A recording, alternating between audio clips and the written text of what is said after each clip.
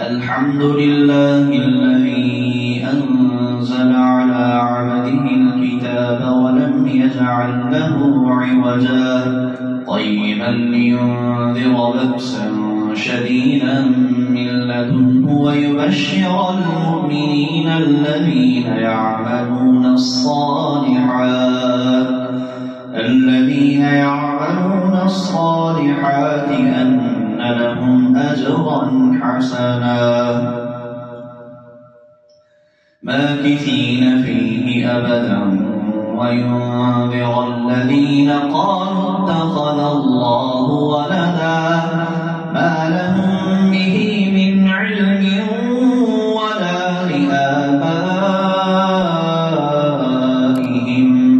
كبرت كلمة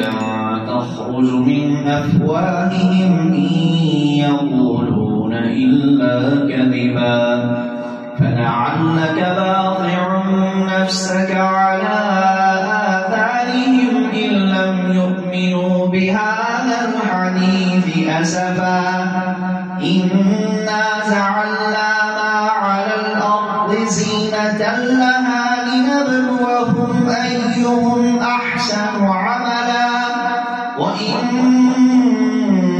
لجاعلون ما عليها صعيدا جرزا أم حسبت أن أصحاب الكهف والرقيم كانوا من آياتنا عجبا إذ أوى الفتية إلى الكهف فقالوا ربنا آتنا من لدنك رحمة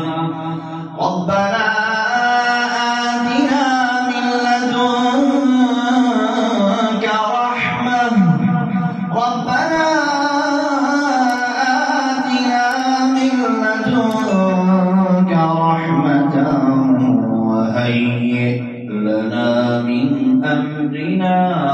رشدا